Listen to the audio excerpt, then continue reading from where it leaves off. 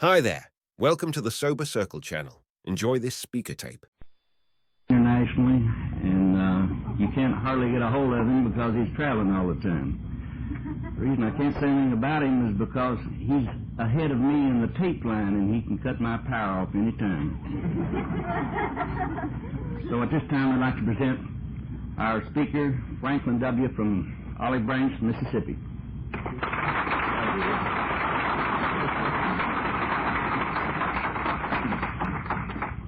He did it almost like I told him to. I wrote him a real good introduction, getting to tell you how smart I am, how good looking I am. I don't know. These fellows confuse me. In fact, I was kind of confused when I came to you, when you drugged me to you. I couldn't even walk and chew gum at the same time. And I don't know, there's just too many exercises going on at the same time. I couldn't decide which one to cut out. Them big decisions like that, they just threw the devil out of me. I don't know, all this confusion tonight. Did this once before, I forgot something. I forgot to go to the bathroom. This is going to be a long, nervous night.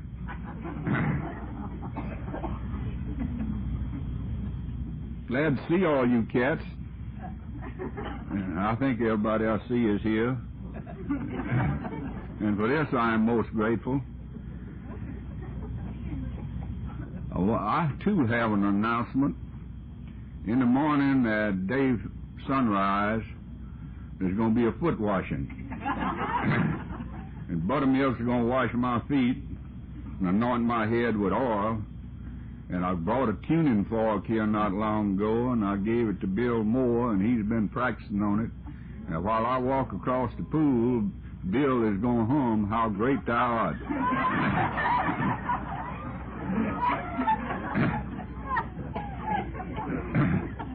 So I invite all of you to attend. It's wonderful to get to eat out. It's a real privilege for me.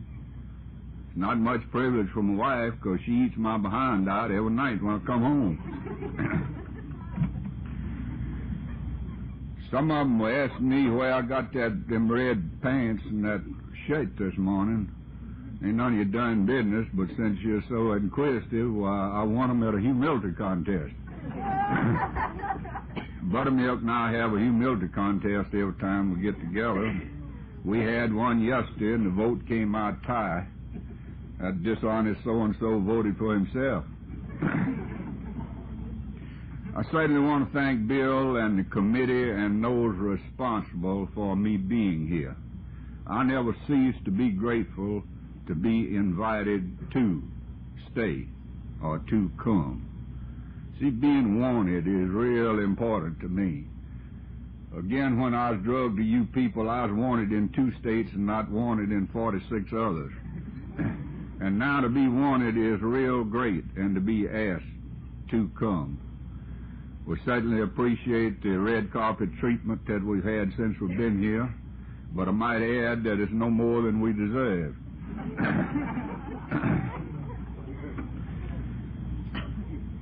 Coming up, I don't know. I don't mean for this to be a sad affair. I cried enough during my drinking. And laughter, I think, is one of the greatest medicines that we have in the program of Alcoholics Anonymous. And certainly when I got to where I could laugh, and when I could laugh at myself, I think I began to get well. But in coming up here, when I think of Maryville, I always think of Dave. Maryville and Dave were synonymous with me. This is the first time we've met since Dave went on to the big meeting. I think I knew old Dave real well, just as Squire and a lot of the others. And if I did know him, old Dave is right here tonight. I guess St. Peter had some Mississippi Delta lawyer up there that had a drinking problem that he couldn't do anything with, and he needed Dave worse than we needed him here, and he got him up there. And I just believe that old Dave has conned himself up to the head of the table up there. And he's sitting up there with St. Peter and my sponsors, Marion and David, and they're looking down and laughing at us and with us. I just believe that's the way it is. And certainly Dave will always be with us, and certainly, if no other way, in the Spirit. We on earth miss Dave here, but he's not gone. Dave will always be here. Buttermilk kind of messed up my talk tonight. I had intended to give you the intellectual approach to the Alcoholics Anonymous, but he did that last night. So I didn't know what to talk about. I thought maybe I'd give you the spiritual approach to the program. Then I thought about my good friend Brian. He'll be up here in the morning preaching to you, and I didn't want to steal his place. So I told my wife I thought I'd talk on sex. And she said, you remember so little about it that you couldn't even talk intelligently about it. So I decided I wouldn't do that. And then I thought, well, I'll tell them my story. But I didn't want you crying, because really the first half of my story just plumb sad, and the last half of it just pitiful. So I thought I better not do that, so I thought maybe I just might visit with you a while tonight. And if I get to rambling and get way out in left field, that's the way I drink. And no system, no organization do it with it. I mentioned talking to my wife, and indicates that she came up here with me. And she did. She don't get to make as many of these things as I do, because she works. And I try not to do anything in the world to interfere with that gal's work. Oh, you married men know how it is. Sometimes it's easier to bring your wife with you than it is to kiss her goodbye. I might say that I met my wife in the program of Alcoholics Anonymous. So you'd think that she is an alcoholic. And so she is. I have her permission to say this. If I didn't, I'd do it anyway. See, I was in pretty bad shape when I got here. And you told me that this thing was a disease. And you told me it was a family illness. And I'd gone so far that I'm like a fellow at home. If I didn't catch on to this AA, there might not be no BB. So I thought I'd better believe you fellas, and I better try to do everything you told me to do. So since you said this is a disease and a family illness, I figured this thing out real quick. The thing for me to do is get out and find me a diseased woman.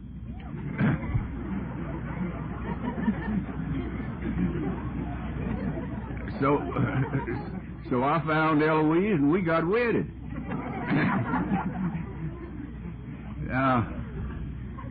I call her my magnetic wife, because everything she has on is charged. And back home, she's known as best dressed. And believe you me, I've seen her in a bikini, and she is best dressed. So at this time, I'd like for my drunk wife to stand and not say anything. Eloise?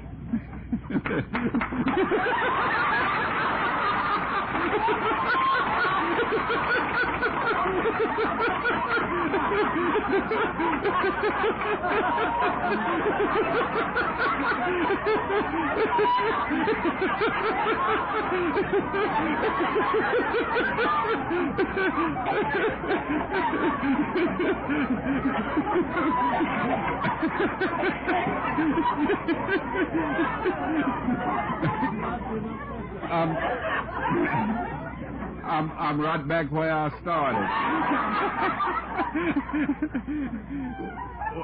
When I came to you people, I was fresh out of wives. We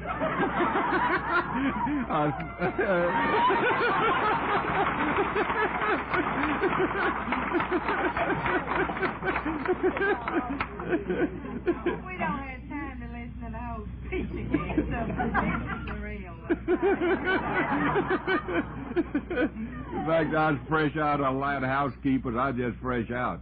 I knew she'd come back. I don't know all the wives I've ever had. They'd leave. My first wife looked like every time I'd get drunk, she'd leave. I don't know what it was, just something about her that she did. But I'd always forgive her, and she'd come back, except that last time. So I knew this one would be back. I'm an alcoholic, and my name is Franklin W. I used to be bad to drink. I mean bad to drink. Used to be bad to drink while I was intoxicated. And I'd get arrested for drinking while intoxicated. But by the grace of God, to fellowship with men and women like you, and because this program does work, it hadn't been necessary for me to take a drink today. And for this, I am most grateful. In some places, I'm right on the border of where they give their sobriety date. It seems like that somewhere along in our talk, well, we give it anyway, so I might as well give it. October the 15th, 1956. Now, this may not mean anything to a lot of you, and it may not impress you, but it impresses the devil out of me. 3 judges back home, and the whole darn police force. Now, be there any members of press, radio, or television in our midst. My name is Franklin Williams, W-I-L-L-I-A-M-S.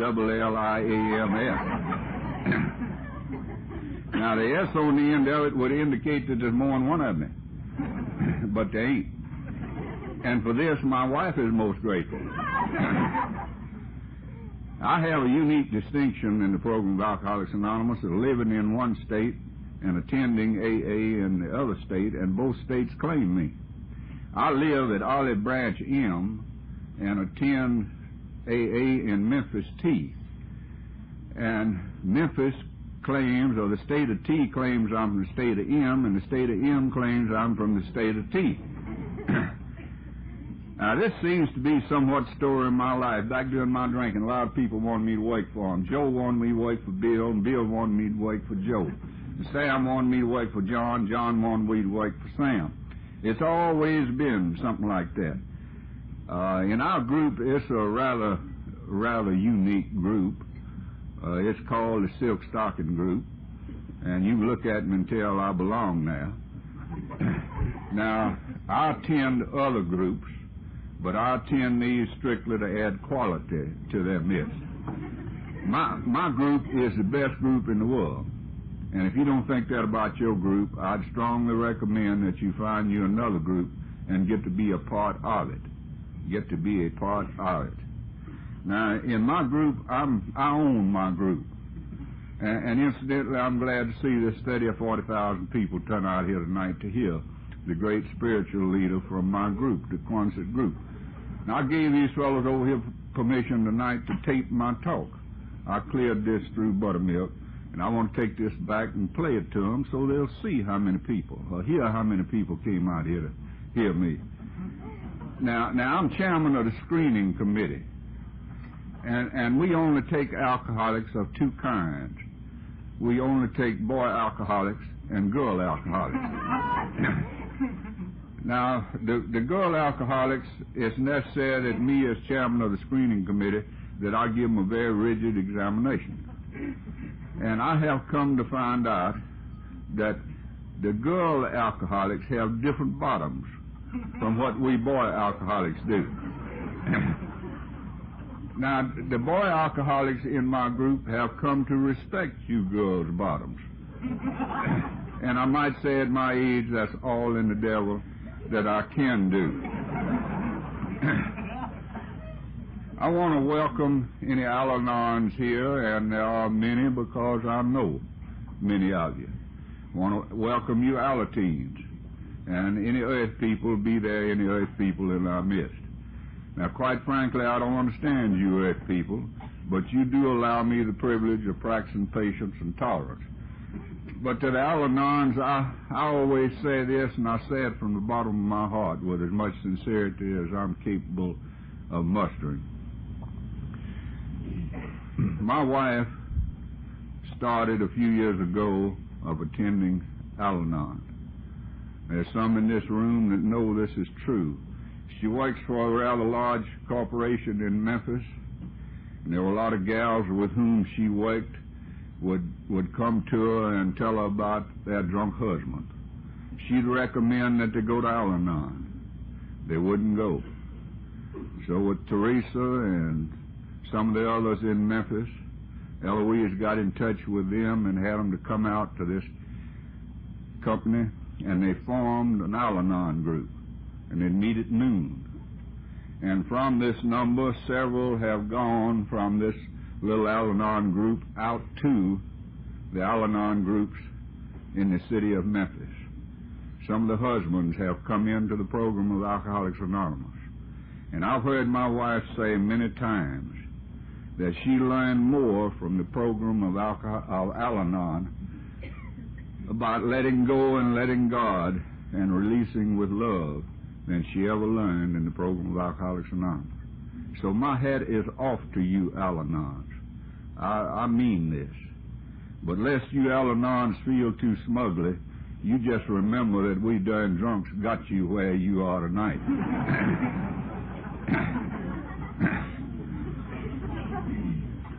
And it's possible for you to wake your program and still drink. And that's something that I can't do. I also like to mention Alateens. I've seen the miracles that have been performed in your fellowship, too. And I think this is a family illness. We get sick together, and we need to get well together. We need to use the whole program, AA, Al-Anon, and Alateen. In my sermon tonight, I want to stress three things. And some of this will be a little brief. It's not because of the importance or lack of importance, but due to lack of time. I understand there's another meeting here in the morning, and we want to get through in time for it. The first of these is simplicity. Squire asked me to talk tonight in terms he could understand. So I want to talk in terms that I can understand also, Squire. I believe in this simplicity. I loused this thing up a long time. A long, long time. And didn't Dr. Bob, in the last talk that he made, said, let's keep this thing simple. He didn't say a word in the world about let's make this thing simple. He said, let's keep it simple.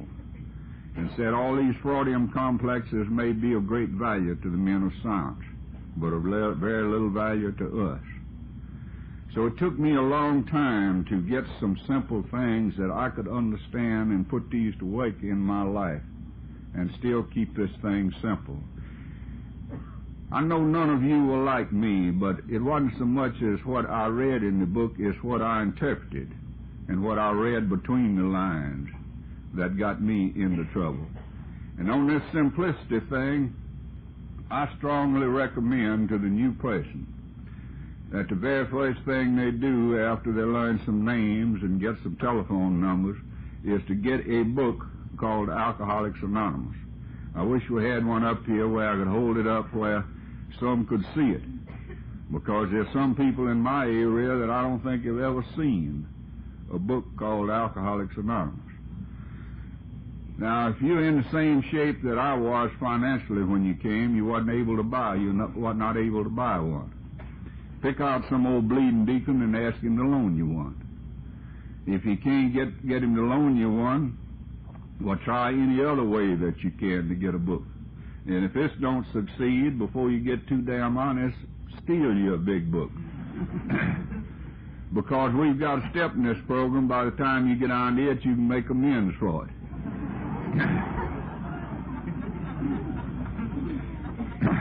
This program tells me to go to any lengths to stay sober. I say go to any lengths to get a big book called Alcoholics Anonymous, and then read and reread and digest that thing, and most important of all, I had to put it to work in my life one day at a time. This big book of Alcoholics Anonymous answered many questions for me. I didn't think I was an alcoholic. Oh, I knew I drank too much at times, but it wasn't my fault. You know, there's an old fellow down in Kilgore, Texas, many of you know, Burton. Burton used to say, we alcoholics are a peculiar breed of cat. We go to a wedding and we want to be the bride.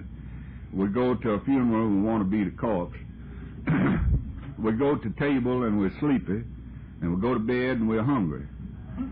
And when we get caught, it never is our fault. So that is typical of me. It never was my fault. It's somebody else's. It wasn't my fault because I drank, because people and conditions caused me to drink. And I found out who is an alcoholic from this book. Now, I think there's many definitions of alcoholism and who is an alcoholic as there are people that deal with the problem. But this answer suits me. It may not suit you, but it came from a book called Alcoholics Anonymous.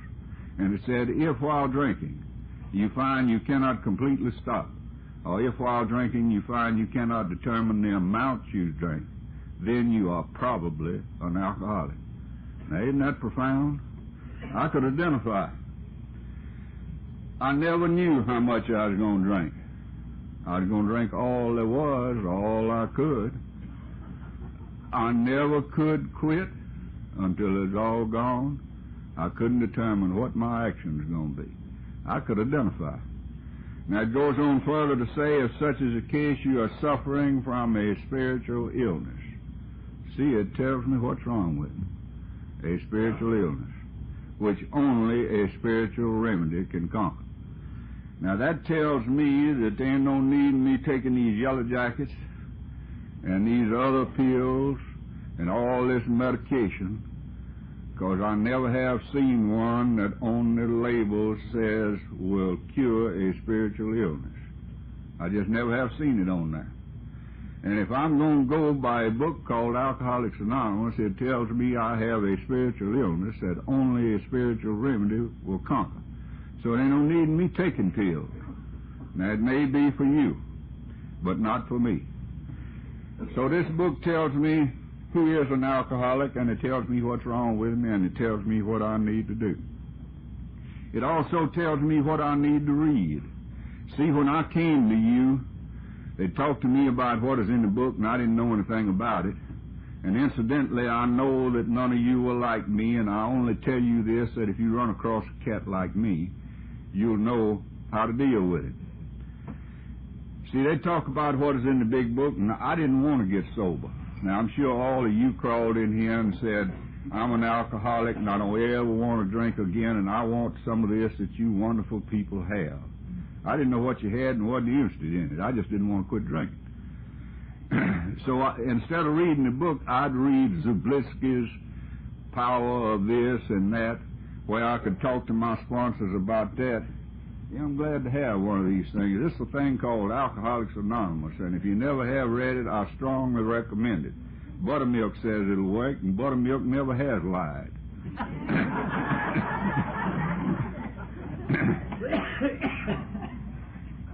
So there, in the very front of the book, it says, we of Alcoholics Anonymous are several thousand men and women who have recovered from a seemingly hopeless state of mind and body.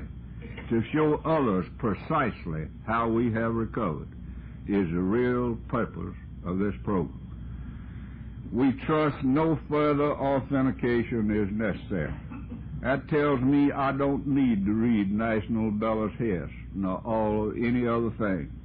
All I need to read is this book called Alcoholics Anonymous and apply the things that I find in this book to my daily life. So this book will answer many questions for me, and I am sure it will answer many questions for you. As I mentioned, it told me I had a spiritual illness that only a spiritual remedy could conquer. It tells me in the first part of chapter 5 that there's one who has all power, and that one is God, and may I find him now. See, I had plenty of willpower. What I needed was God power. And it also tells me that let us instill in the hearts and minds of every new person that he too can recover if. See, there's always a stinger in that thing. If. Trust in God and clean house. See, it mentions this God again. Didn't need willpower. I needed God power. I needed power. Then it tells me that lack of power is my dilemma. How do I find this power? This is exactly why the big book of Alcoholics Anonymous is written. Now, that's what it says in this book. And don't the 12 steps guarantee each and every one of us? If we do these things, the 12 steps, we are guaranteed a spiritual awakening. Some people might call it a conversion. The book tells us a personality change. Whatever you call it, it guarantees it. Something waked up in me which never was there before, and I became a different person. The second thing I like to mention briefly is gratitude. I think this program is based on gratitude. I've heard gratitude defined as a memory of the heart, and certainly I know it as the granddaddy of all virtues. And without gratitude, I think I'll lose my sobriety. Sponsorship has been mentioned briefly here before.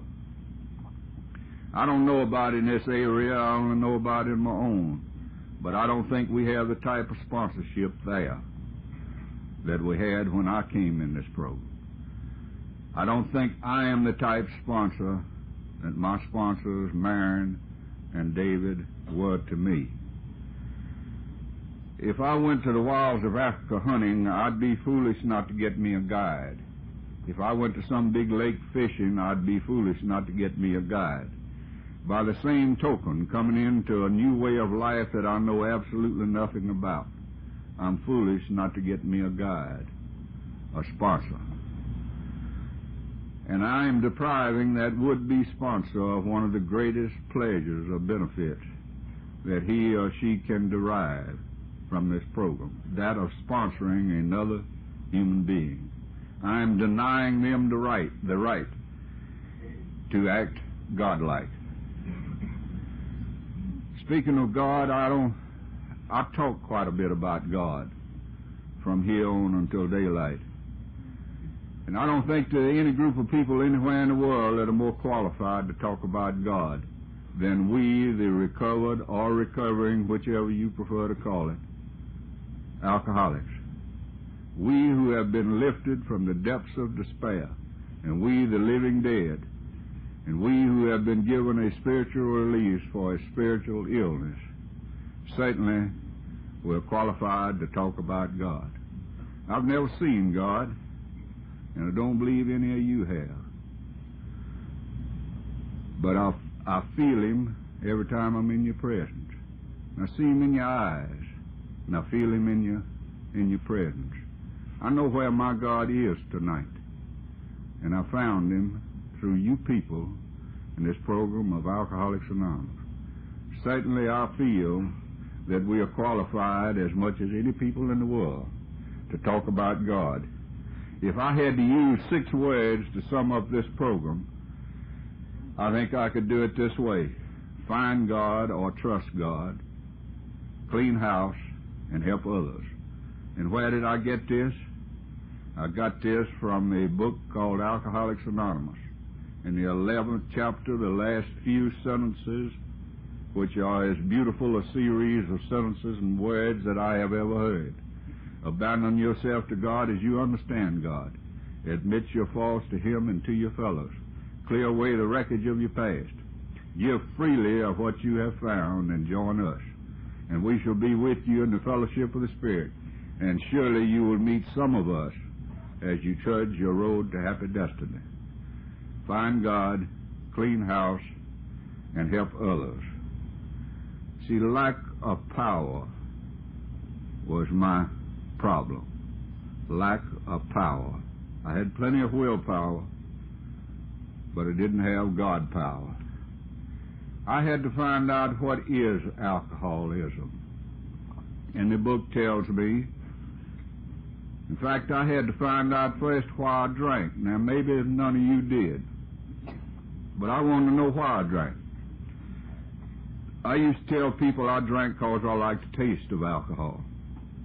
I was raised down in the Mississippi Delta, and that old Rosedale corn was some of the best sipping whiskey I ever got a hold to.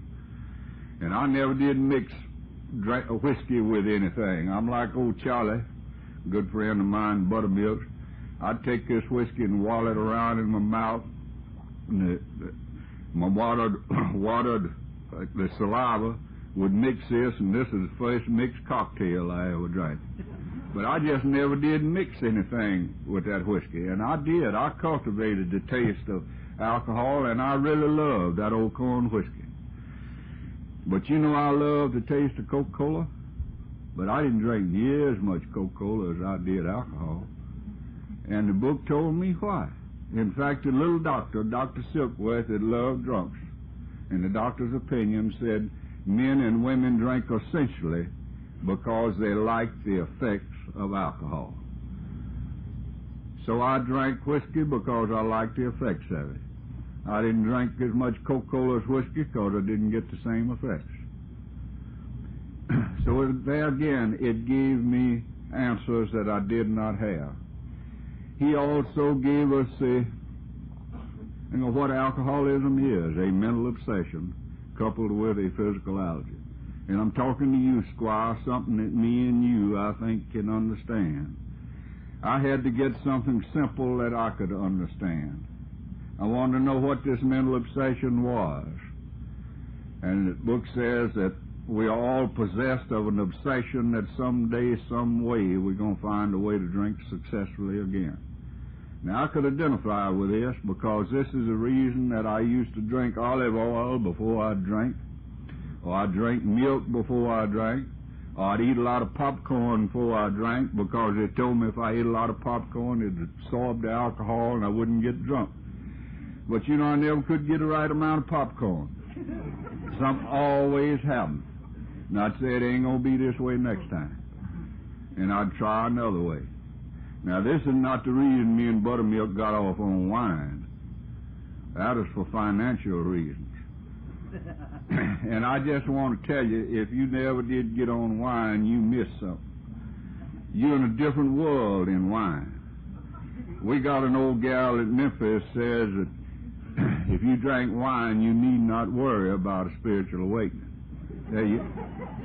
Say you're in one all the time. Just sit there and grin and scratch. But it was a different world. And I stayed on that wine for a good while.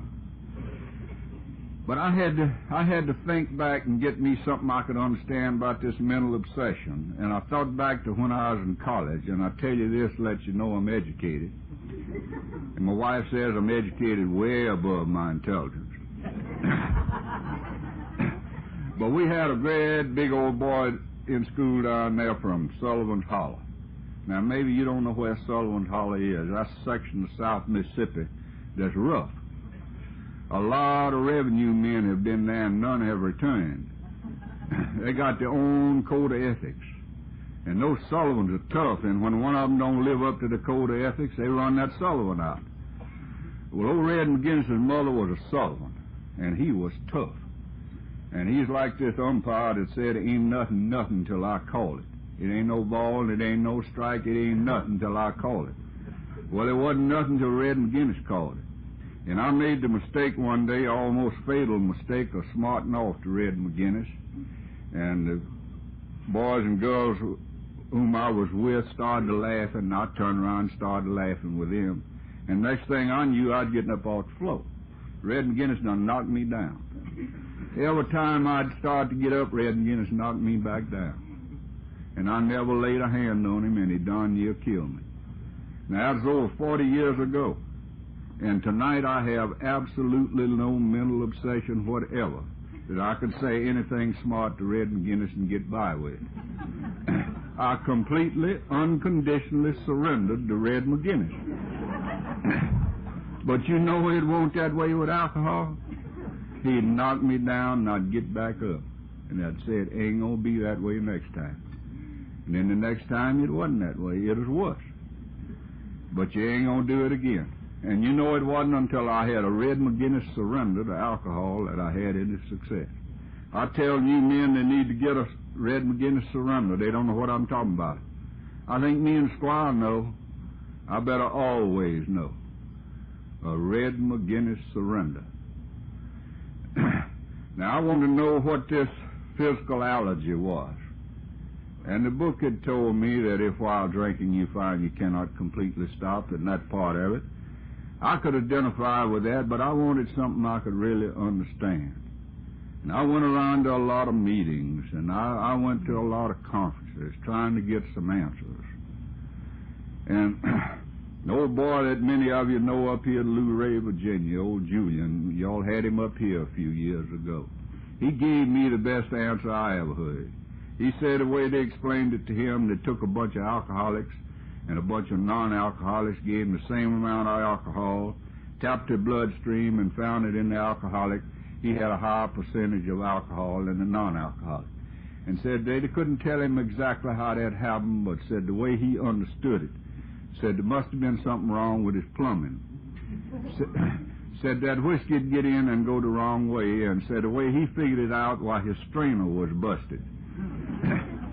Now, you can't look at me and tell, but I was raised in the country, and we used to drive these pumps, and on the end of them have a strainer about that long, and if that strainer was good, you didn't get any mud and sand and impurities in your water.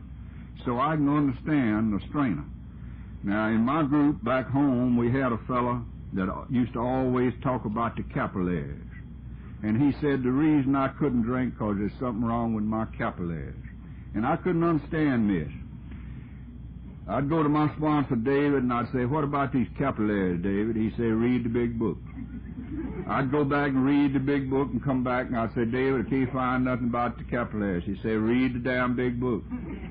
So I'd go read, and I'd come back, and I'd say, David, I done read this thing and read it, and I can't find nothing about them capillaries. He'd say, read the damn big book. So I know now what he's doing. He is getting me to get an answer out of that big book. So I can understand a whole lot better that my strainer's busted than I can understand about them capillaries. So it is not necessary for me to learn the thing about them capillaries, because I've got an answer that suits me tonight. Now, the third phase of this disease is a spiritual illness. Old Howard Benhoff, who's dead, from up at Cleveland, used to have a good explanation. He said we had gangrene of the soul. Now, I can understand this. And I think there's a fellow here with a hurt foot that can understand that gangrene. You got to get that gangrene cut out. So I had to get this spiritual illness cut out, this gangrene. But an old boy from down in California explained it to me better than anybody I ever heard. He said this spiritual illness ain't nothing in the world but just constipation of the soul. Said too much of me unpassed. Now I can understand this.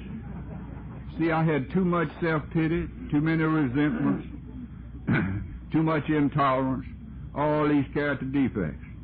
And I got to pass these. And that makes sense to me, because 4 of these steps, step 4 through 10, have to do with getting rid of spiritual constipation, cleaning house. So it must be important if we don't have but 12 steps and 7 of them devoted to getting rid of this. Now, all of this may be too complicated for the rest of you, but it's something I can understand. I can't drink because I had a Red McGinnis surrender. I don't want to drink because I had a Red McGinnis surrender. I can't drink because my strainer's busted. You remove the need for me to drink by getting rid of spiritual constipation. Now, if this is too complicated for you, I recommend that you get you something you can understand. Now, I can understand this, and I think it's important for me to keep this thing simple in some terms that I can understand. It's not important when I started drinking. I don't talk much about drinking, because in this book right here, it don't tell me how to drink nor how not to drink. It tells me a way to live. I drank for 29 years, and I never did find a way to drink successfully. Now, if any of you want to know how to empty bottles, sometime after I get through tonight, if you'll meet me, I'll gladly tell you. But I never did find a way to drink successfully. So I don't talk about drinking because I don't know anything about it. But I did one day at a time find a way to live comfortably with me and with you, and God is our understanding. And I don't know of anything else there is in life. So I use most of my time in talking to you about what I have found in this program and how I attempt to live this program and to take these steps. You have to start drinking somewhere or at some time, and I'm always a little hesitant to get up here and say at what age I started, because the first speaker last night started drinking at a ripe old age of 8. And if I tell you when I drank, by the time we get around to the spiritual giant in the morning, he'll be a prenatal alcoholic. He will have had withdrawal symptoms at birth. But this is a somewhat honest program, and I had to tell you when. I took my first drink when I was 16. And I had to know why I took this drink. And I took it for a very important reason. I took it for the same reason that a boy wears hair long, that a girl will wear a skirt short, or they will do anything, is to conform to be a part of. The boys that I was associating with, the ones who seemed to be having all the fun, were the ones that were talking about drinking. So I joined them. Now I know why I took every drink after that. I took it because I liked the effects of alcohol. But I found out from the very first drink that alcohol changed things for me. And it continued to change things for many, many years. And when it reached a point where it would no longer change things, I had gone too far. And I couldn't stop. I couldn't stop. I had gone too far. I hear many get up and say that they had so many years of social drinking. I don't know anything about social drinking. I think the first drink I had about 30 seconds of social drinking. I am one that I believes that was an alcoholic from the word go. Now, whatever, if you think you crossed an invisible line or line between social drinking and pathological drinking, well, that is your prerogative to think that, because I'm sure there are some. But I was not. I think I was an alcoholic from the word go. Word go. There's no need for me to go into a blow-by-blow description of my drinking, because it's the same as yours. The only difference was the time and the place. I'll only mention my last drunk, because that's the only important one I ever got on. That's the one that got me to the program of Alcoholics Anonymous. I hear people get up here and say that they drank too much too long. Well, I didn't. I drank just enough, just long enough to get me to the program of Alcoholics Anonymous. And I don't really think I had much to do, if anything, to do with getting here. I was too sick. I didn't even call Alcoholics Anonymous. My first wife turned me in to you. And you called me. And if I read correctly and remember correctly what I've heard, I don't think Dr. Bob called Bill. And I think if y'all had waited for me to call you, I'd have never called you. I was too sick. So when I hear these people say, don't go call on a new person until they call you, I question where they got this. It's not in a book called Alcoholics Anonymous. I can guarantee you that. And I can guarantee you I didn't call, and I can guarantee you Dr. Bob didn't call. And I know many, many people who are sober in the program of Alcoholics Anonymous that did not call. It is my responsibility to tote this message and go to see that fellow. I don't know about you. I am thoroughly convinced that he who has forgotten his last drunk ain't had it. I hope I've had my last drunk. As I said, I don't think I had anything to do with getting to the program of Alcoholics Anonymous. I think that the prayers of my mother and my loved ones got me here. I don't think any of us get here too early, and I don't think any of us get here too late. Some of us get here and have quite a bit of trouble, but I think we get here at the right time.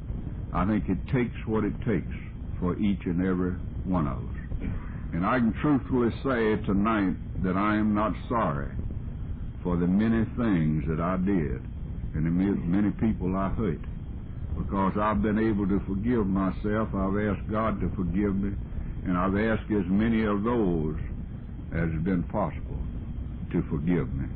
It took that for me, so I've got to be grateful for it. I had been living in Mississippi and had gotten involved with the law and gotten involved with everybody I could get involved with. And my first wife had a big family, and they used to get together. Now, I'm sure you Alkies know what I mean when I say they. She had a big family, and they'd have conferences about what to do with old Franklin. And one Monday morning when I wasn't well, and I was too sick to be invited to this conference, they were talking about sending me to a resort down in Mississippi called Whitfield. I had gone to school right across the road from this resort, and my wife still says I went to school to the wrong place. But I knew what it was, and I didn't want to go down there, and some of my drunk buddies had been sent to Whitfield, so I didn't want to go. And as soon as I could muster up enough willpower to crawl out of that bed, I got out and went to Memphis. I didn't go to Memphis for a geographical cure. I went to dodge a lunacy warrant. And a short time after I was in Memphis, I got in jail. Now, I hear people talk about jail all the time and how many times they went. I wish I'd kept up with how many times I went to jail, but I didn't. I didn't know it was going to be a thing of social status when I got to the program of Alcoholics Anonymous. So I got out of that, and it wasn't a short time till I was back in, and I don't know about you, I was different.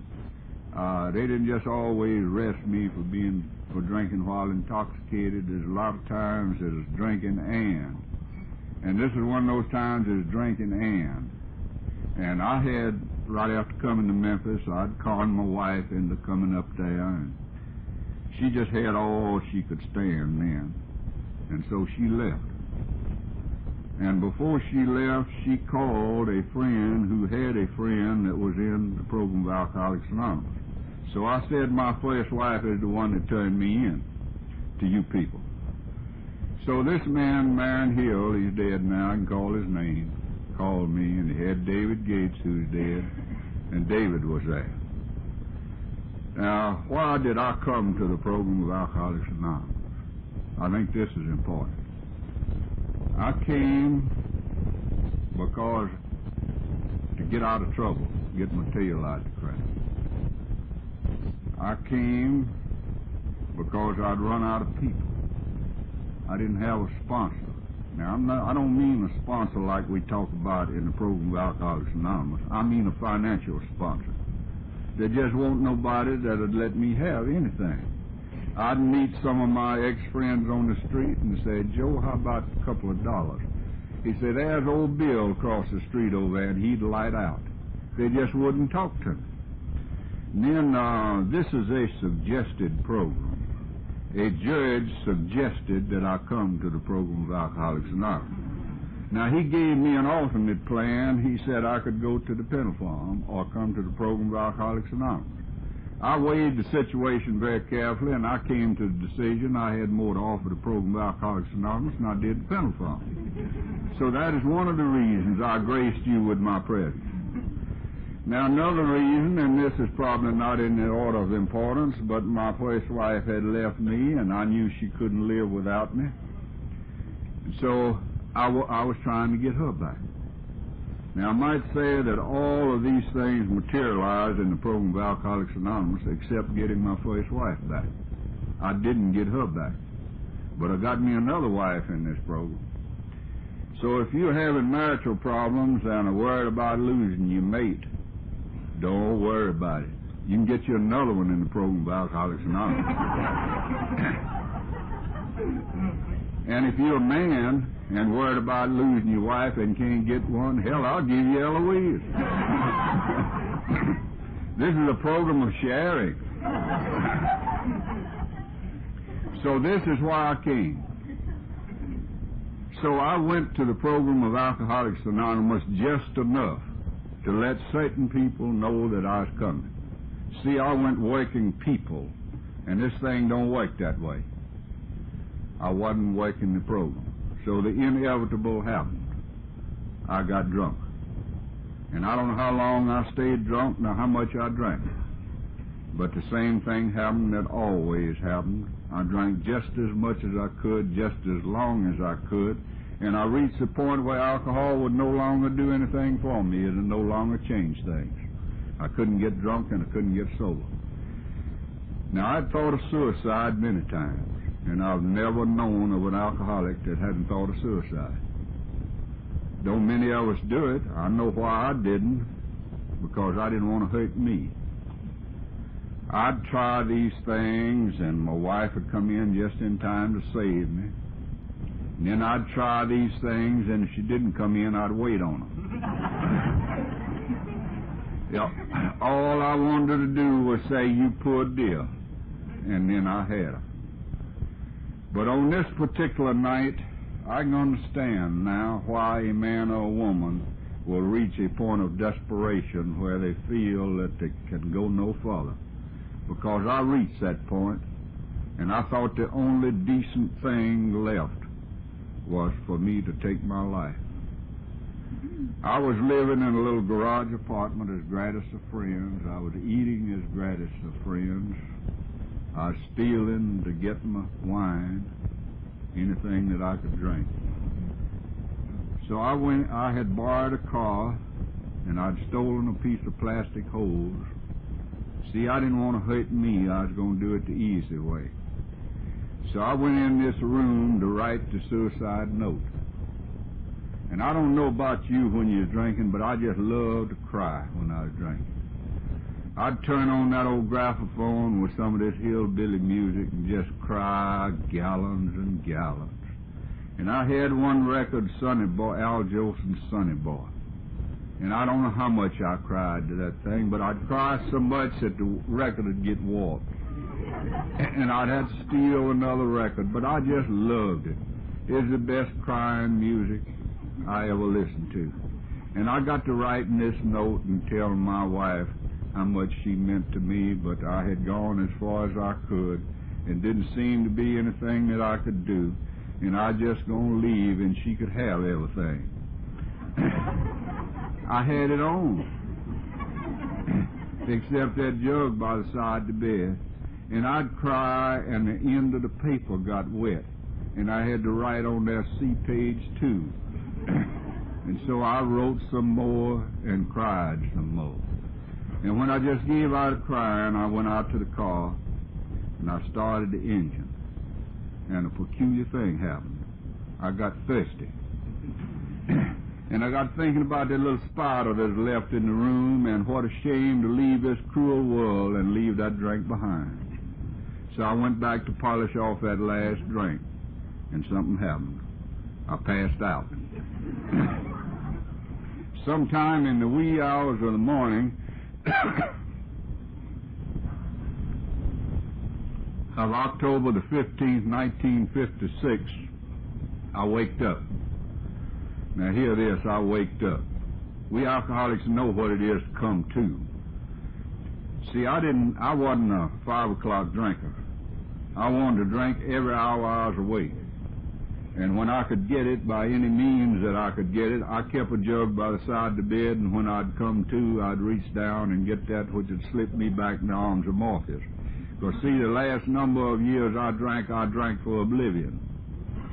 But this particular morning, I didn't come to, I waked up. And there is a difference. And I was apparently clear of mind. And I have talked to men of science and men of the cloth about this, and they say it's not uncommon for many of us that are about to die to have what I today call a moment of truth or a moment of clarity. I don't know what period of length of time this was, but it's long enough for my whole life to pass before me. And I saw things in a different perspective from which I had ever seen them. I no longer blamed people and conditions for the shape that I was in. Even though I had been around you people for a period of 9 months with a closed mind, I had heard many of the things that you said. And there was a flashback, and they came back to me. And thank God I knew where the answer was. So I fell to my knees for the first time in my adult life and said a sincere prayer. I don't know what I said other than God help me. But evidently what I said was enough, because I hadn't had a drink from that night or that morning until this. And I might say that I have never heard of anyone uttering a prayer in desperation that was not answered. A prayer in desperation that was not answered. I was desperate. I was sincere. I asked for help and I got it. Now, this doesn't mean that things have been rosy since that time, but I have never been given any more for one day than me and God could handle. I think I took the first 3 steps of this program on my knees that early morning of October the 15th. I admitted I could not drink and I could not keep from drinking. I could not drink and I could not keep from drinking. Therefore, I was powerless over alcohol. I admitted I had done the things I had not intended to do, and I'd left undone the things I had intended to do. And I think a cat named Peter, Paul, some 2,000 years ago, said the same thing. Therefore, my life was unmanageable. And squire, this unmanageable life to me is just that simple. Now, if my life was unmanageable, I needed a manager. And I remembered that you told me in the second step of this program who this manager was and introduced me to him. Now, if my life was unmanageable and I needed a manager, it only made sense to me that I turned my life and will over to this manager. And that's what the third step of this program tells me to do. Now, I knew before this manager was going to move in my house with me and live with me, I had to first clean it up. And that's what I attempted to do in steps 4 through 10. But let me back up a little. After I got up off of that floor, I got into bed and I slept soundly till around 6:30 that morning. I knew my sponsor was up, and I went to these people's home that were letting me stay in that apartment and called my sponsor. And I said, something's happened. Come over here, I want to talk to you. I knew he'd come. He always came. So David came in a matter of minutes, and he sat down on that bed and talked to me. And this is why this picture that Grapevine puts out, Came to Believe, some of us call the man on the side of the bed. It's so meaningful to me because that bed looked like the bed that I was on. And David was sitting on the foot of this bed. And he told me many things about himself, which I am sure he had told me before. But the important thing is I opened up and told David things about myself that I had never told another human being. And David said the 2 words which, in my opinion, saved my life. He says, I understand. No one had ever told me they understood. The ministers, many people had offered me love, but this old drunk had to have love coupled with understanding. And it wasn't until I found another drunk that told me he understood. And he put his arm around me and told me, he says, buddy, you'll never have to drink again. You'll never have to be alone again if you don't want to. And these were words of hope to me. And he says, we've got a way of life that I'll show you and point out to you in a book called Alcoholics Anonymous. And I'll walk with you down this road to sobriety and show you how to do it. And that's what he did, and the other members of the Quonset group did with me. Now, after telling him many of the things that I had done, he said, oh, buddy, said, they're going to get some of your time.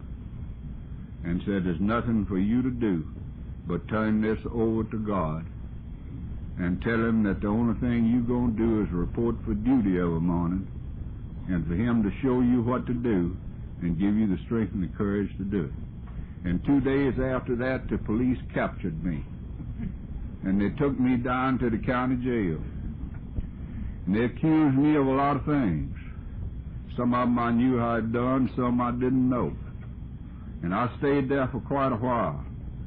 In the first 24 hours I was there, I got to thinking, old buddy, you done allied yourself with a bunch of religious fanatics, and you done got in a hell of a shape.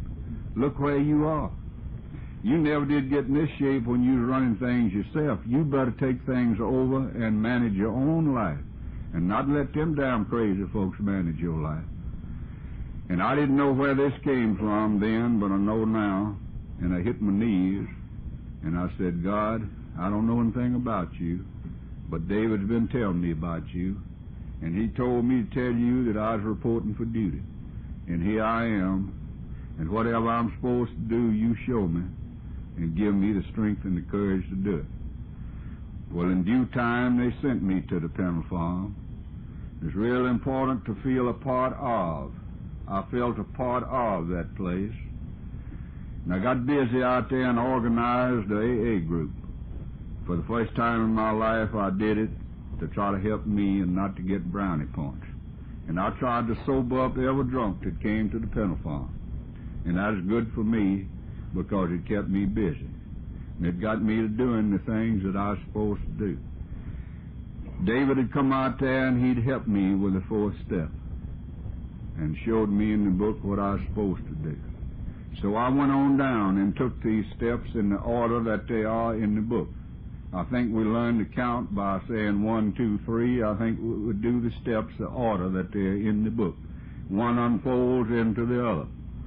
And I don't see how we can do one until we've done the preceding step. So while I was there and when I got out, I took these steps. I wrote the inventory, and I've heard some people say it's not necessary to write it. I don't know where they get that. In the program, it's in the book called Alcoholics Anonymous, it says write it. So I wrote it. I went to God and another human being. I made amends to those where I could. I got down on my knees and I asked for my shortcomings to be removed. And I did the things exactly as my sponsor David pointed out to me in the big book to the best of my ability. Before an old drunk like me could find out anything about love, or before an old drunk like me could find out anything about alcoholism, or before an old drunk like me could find out anything about God, I had to first learn to I had to find a group of people who knew about these. And I found you people in a program called Alcoholics Anonymous. But before I could find out these things, I had to learn to communicate with you. And I think that's what the 11th step of this program tells me to do, seeking through prayer and meditation to improve my conscious contact with God, praying only for knowledge of His will, seeking through talking and listening to God to improve my conscious contact. This implies I have had a previous contact. I sure as the devil have in steps 2 and 3. See, I misread step 2. Step 2 says I came to believe that. See, I thought it said I came to believe in. I came to believe in God as the result of taking steps 4 through 10.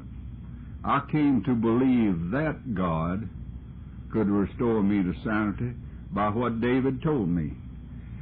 David said, you don't believe in God. You tell me you're an agnostic.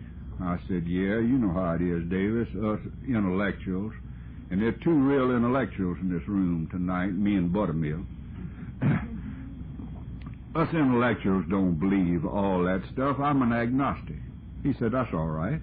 He said, let me give you the agnostic prayer. I said, what are you talking about? He said, you pray this. You say, God, if there is a God, bless my soul if there is a soul. And by the way, did I make you or did you make me? And I said, you dirty so-and-so. But see, he accomplished what he meant to. He got me started. And he says, if you don't have any understanding of God, and you don't, can you accept the fact that these people in the concert group are doing something together which you could not do alone? I said, sure. He said, well, can you admit that there's got to be a power here that's helping? I said, sure. He said, can you admit there's any good here? I said, sure. He said, take good as your higher power. And if you can, strike an oath from it, and you got God. Well, I took good. So in step 3, he told me, said, the only understanding you have of God is good. So call that good God and pray to it. Then, as you do the rest of these steps, you'll have a God that you can understand. And you'll have a God of experience. So tonight, I have a God of experience, a God that I have experienced, because I have had some experiences. And I'd like to tell you about some of these experiences. I think that experience in that night, in that car of October the 15th, was a spiritual experience. I certainly know that this was. My sponsor, I told him about wanting to drink all the time. He says, I told him I couldn't stand this. I couldn't keep on fighting it. He says, you don't have to. Turn it over to God. And ask God to remove this compulsion and do these things that I have shown you to do. And I began to ask him to do this and began to do the things he told me to do. And one day downtown, I looked in a whiskey store and saw my favorite brand and realized that I didn't want to drink that day. And I couldn't remember when I had wanted the last drink. It scared the devil out of me. I went across the street and sat down on the steps of the old club room and got to thinking, buddy, you asked God to remove that compulsion, he did it, and it scared the hell out of you. What's wrong with you?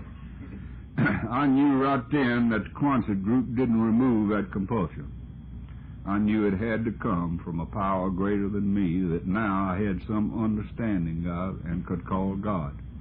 I had many other experiences. I think each and every one of us have had spiritual experiences all our life and didn't recognize them. We call them coincidences. Tonight I know there's no such thing as a coincidence.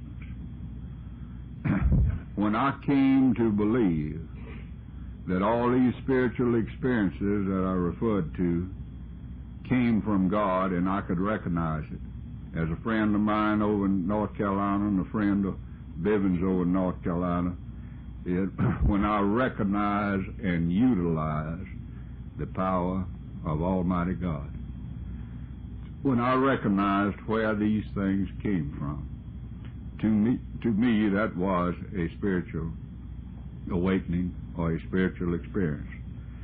The 11th step tells me what to pray for. I don't always do it. Sometimes I pray for things, and maybe it's all right if I'm willing to accept maybe or no for an answer. But I know what to pray for, only knowledge of His will and the power to carry it out. There's an old Chinese proverb that states that any journey starts with the first step. I can't get out this door without taking the first step. I know what my destination is in AA. It's the 12th step, a spiritual awakening.